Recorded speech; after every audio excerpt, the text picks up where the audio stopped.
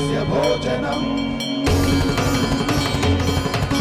तत्सवितुर्वृणीमहे वयं देवस्य भोजनम् श्रेष्ठं सर्वसाधकं दूरं भगस्य धीमहि विश्वानि देव सवितर्दुरितानि परसुवा विश्वानि देव सवितर्दुरितानि परसुवा यदा भद्रं तन्ना आसुवा यदा भद्रं तन्ना आसुवा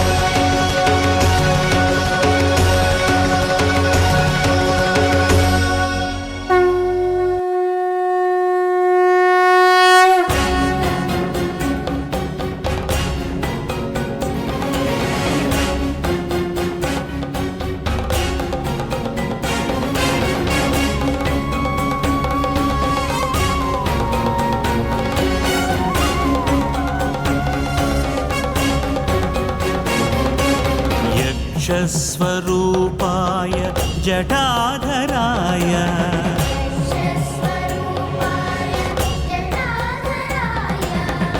पिनाकहस्ताय सनातनाय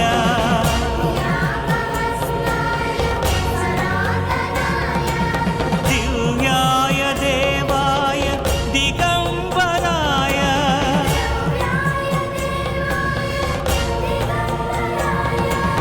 तस्मै यकाराय नमः शिवाय।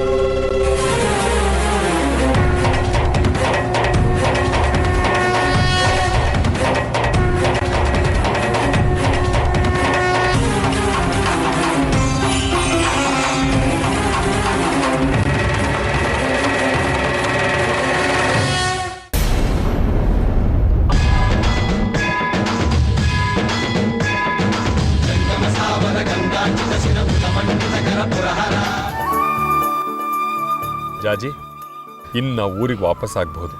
ಸದ್ಯ ಎಷ್ಟೇ ತಡೆ ಬಂದರೂ ಬಂದ ಕೆಲಸ ಹೇಗೋ ಸಾಧಿಸಿದ್ವಿ. ಹೌದಪ್ಪ, ನಮ್ಮ ಕೆಲಸಕ್ಕೆ ಎಷ್ಟೆಲ್ಲ ಅಡ್ಡಿ ಬಂದ್ರೂ ನಾವು ಅಂದ್ಕೊಂಡಿದ್ದನ್ನ ಸಾಧಿಸ್ಬಿಟ್ವಿ. ಆದರೆ ಈ ಗೊಂದಲಗಳ ಮಧ್ಯೆ ನಮ್ಮ ಮನೆನೇ ಮರ್ತ್ಬಿಟ್ಟಿದ್ವಿ. ನಾವು ಮನೆ ಬಿಟ್ಟು ಎಷ್ಟು ಕಾಲ ಆಯಿತೋ ಲೆಕ್ಕನೇ ತಪ್ಪೋಗಿದೆ.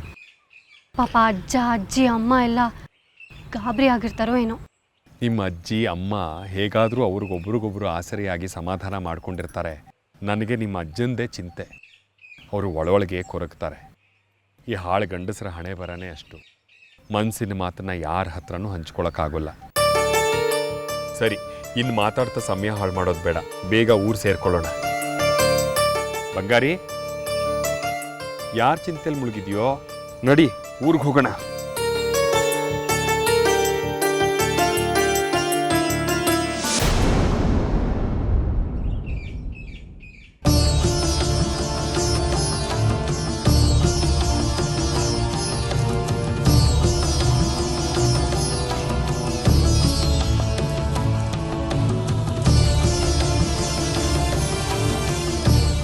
ಮತ್ತ್ಯಾಕೆ ಬಂದೆ ದೇವಿಕಾ?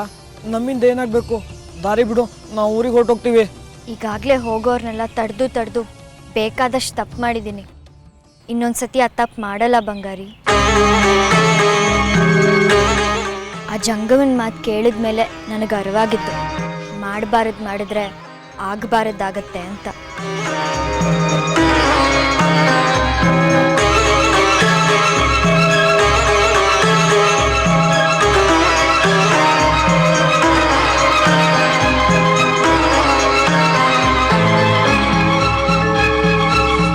ದಯವಿಟ್ಟು ನನ್ನ ಕ್ಷಮಿಸ್ಬಿಡು ಜಾಜಿ, ನಾನು ನಿನಗೆ ಕೊಡಬಾರ್ದು ಕಷ್ಟ ಕೊಟ್ಬಿಟ್ಟೆ. ದೇವಿಕಾ, ಇದೆಲ್ಲ ಯಾಕೆ? ನೀನು ಧೈರ್ಯವಾಗಿ ಗೆಲುವಾಗಿದ್ರೇನೆ ಒಳ್ಳೆಯದು. ಹೌದು ದೇವಿಕಾ, ನೀನು ಹಾಗೆಲ್ಲ ಮಾಡಿದೆ ಅಂತ ನಮಗೆ ಯಾವ ಬೇಜಾರೂ ಇಲ್ಲ. ಯಾವ್ಯಾವ ಕಾಲಕ್ಕೆ ಏನೇನಾಗಬೇಕೋ ಅದು ಆಗೇ ತೀರುತ್ತೆ. ನಾನಾಗಲಿ ನೀನಾಗಲಿ ಅದನ್ನು ತಡೆಯೋಕ್ಕಾಗಲ್ಲ. ಗೊತ್ತಿದ್ದು ತಪ್ಪು ಮಾಡೋರ್ಗೆ ಯಾವತ್ತೂ ಪ್ರಾಯಶ್ಚಿತ ಸಿಗಲ್ಲ. ಅಮ್ಮ ಇಲ್ಲದೆ ಬೆಳೆದವಳು ನಾನು. ಯಾವುದನ್ನು ಕೇಳಿ ಪ್ರೀತಿಯಿಂದ ಪಡ್ಕೊಂಡಿದ್ದಿಲ್ಲ ನಾನು. ಎಲ್ಲಾನು ಅಪ್ನೆ ಮಾಡೇ ಪಡ್ಕೊಂಡಿದ್ದು. ಅದಕ್ಕೆ ನನಗೆ ಮೊಂಡುತನ, ಹಠ ಜಾಸ್ತಿ. ನಮ್ಮಪ್ಪ ಹೇಳ್ತಿದ್ರು, ಒಂದಲ್ಲ ಒಂದಿನ ಅದೇ ನಿನಗೆ ಮುಳ್ಳಾಗುತ್ತೆ ಅಂತ. ನಾನ ಕೇಳಿಲ್ಲ. ಅಪ್ಪನ ಮಾತು ಕೇಳಬೇಕಾಗಿತ್ತು. ತಾಯಿ ಇಲ್ಲದೆ ಬೆಳೆದ್ಬಿಟ್ಟಿಯಲ್ಲಮ್ಮ, ಅದಕ್ಕೆ ಹೀಗಾಗಿತ್ತು. ಈಗ ನಿನ್ನ ತಪ್ಪಿನ ಅರಿವಾಗಿದೆಯಲ್ಲ, ಎಲ್ಲ ಸರಿ ಹೋಗುತ್ತೆ. ನಿಮ್ಮ ತಂದೆನ ಚೆನ್ನಾಗಿ ನೋಡ್ಕೋ, ಅವ್ರ ಜವಾಬ್ದಾರಿನ ನೀನು ವಹಿಸ್ಕೋ. ಅಮ್ಮನವರು, ದಕ್ಷಿಣನಾಥ ಎಲ್ಲ ಒಳ್ಳೇದು ಮಾಡ್ತಾರೆ. ನಾನು ನಿಮಗಿಷ್ಟು ಅನ್ಯಾಯ ಮಾಡಿ ಹಿಂಸೆ ಕೊಟ್ಟರು ನನಗೆ ಒಳ್ಳೇದಾಗಬೇಕು ಅಂತ ಬಯಸ್ತಿರಲ್ಲ. ಇದರಲ್ಲೇ ನಿಮ್ಮ ಗುಣ ಗೊತ್ತಾಗತ್ತೆ. ನೀವು ಹೇಳ್ದಂಗೆ ನಾನು ನಮ್ಮ ಅಪ್ಪನ ಚೆನ್ನಾಗಿ ನೋಡ್ಕೋತೀನಿ. ಅವ್ರಿಗೆ ಒಳ್ಳೆ ಮಗಳಾಗಿರ್ತೀನಿ.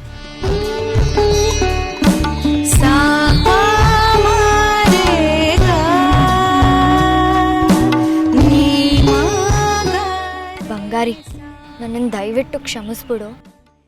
ನಾನಿನ್ನ ಪ್ರೀತಿಸ್ದೆ, ಆದರೆ ನೀನು ಬೇರೆಯವ್ರ ಸ್ವತ್ತು ಒಂದು ಗೊತ್ತಾದ ಮೇಲೂ ನಿನ್ನ ಕಿತ್ಕೊಳ್ಳೋಕೆ ಪ್ರಯತ್ನ ಪಟ್ಟೆ. ನನ್ನ ತಪ್ಪಿನ ಅರಿವಾಗಿದೆ ನನಗೆ. ಮುಂದಿನ ಜನ್ಮ ಅಂತಿದ್ರೆ ನೀನೇ ನನ್ನ ಗಂಡ ಆಗಬೇಕು. ಈ ಜನ್ಮಕ್ಕಾಗೋಷ್ಟು ನಿನ್ನ ನೆನಪುಗಳಿವೆ. ಅದರಲ್ಲೇ ನಾನು ಬದುಕ್ತೀನಿ. ನನಗೆ ಕ್ಷಮಿಸ್ಬಿಡು ಬಂಗಾರಿ.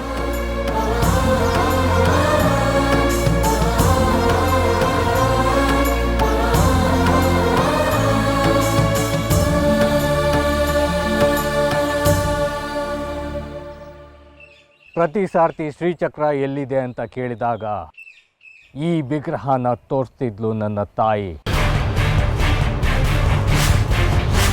ವಿಗ್ರಹ ಸಿಕ್ತಲ್ಲ, ಇನ್ನಾದರೂ ನಿನ್ನ ತಾಯಿನ ಕೇಳು, ಶ್ರೀಚಕ್ರ ಎಲ್ಲಿದೆ ಅಂತ.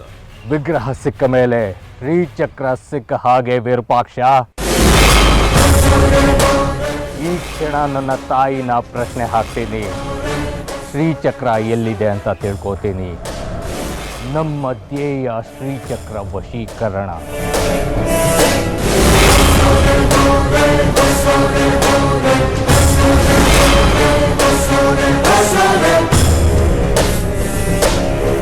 ಜಾಜಿ, ನಾನು ವಿಧಿನೇ ನಂಬಿದ್ದೆ.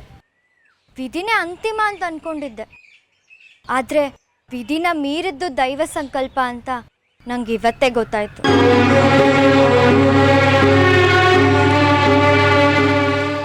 ನಿಜ ದೇವಿಕಾ, ನೀನು ವಿಧಿ ನಂಬಿದ್ದೆ, ನಾನು ದೈವಶಕ್ತಿ ನಂಬಿದ್ದೆ. ವಿಧಿ ನಿನಗೆ ಮೊದಲು ಗೆಲುವು ಕೊಡ್ತು, ಆದರೆ ಆಮೇಲೆ ನಿರಾಸೆ ಮಾಡ್ತು. ನನಗೆ ದೈವಶಕ್ತಿ ಮೊದಲು ನಿರಾಸೆ ಮಾಡಿ ಆಮೇಲೆ ನನ್ನ ಆಸೆನೆಲ್ಲ ಪೂರೈಸ್ತು. ಇಷ್ಟೇ ವ್ಯತ್ಯಾಸ. ಅದಕ್ಕೆ ನೀನು ಬಂಗಾರಿನ ಪಡ್ಕೊಂಡಿದ್ದು, ನಾನು ಬಂಗಾರಿನ ಕಳ್ಕೊಂಡಿದ್ದು. ಇಲ್ಲ ದೇವಿಕಾ, ಒಂದು ವೇಳೆ ನನಗೆ ಬಂಗಾರಿ ಸಿಗದೆ ಹೋಗಿದ್ರು ನಾನು ಅಮ್ಮನವ್ರ ಮೇಲಿನ ನಂಬಿಕೆನ ಕಳ್ಕೊತಿರ್ಲಿಲ್ಲ. ಇದು ಅವ್ರ ಸಂಕಲ್ಪನೇ ಅಂತ ಸುಮ್ಮನಾಗ್ಬಿಡ್ತಿದ್ದೆ. ಹೇಳು ತಾಯಿ, ಎಲ್ಲಿದೆ ಶ್ರೀಚಕ್ರ? ಈಗ ಶ್ರೀಚಕ್ರಾಯರ ಜೊತೆಗಿಲ್ಲ ಈ ವಿಗ್ರಹಕ್ಕೂ ಆ ಶ್ರೀಚಕ್ರಕ್ಕೂ ಈಗ ಯಾವ ನಂಟೂ ಇಲ್ಲ. ಈಗ ತಾನೇ ಜಾಜಿಯಲ್ಲಿಂದ ತಗೊಂಡು ಹೋದ ಶ್ರೀಚಕ್ರವು ಅವಳ ಬುಟ್ಟಿಯಲ್ಲಿ ಹಣ್ಣಾಗಿ ಮಾರ್ಪಾಡಾಗುತ್ತದೆ.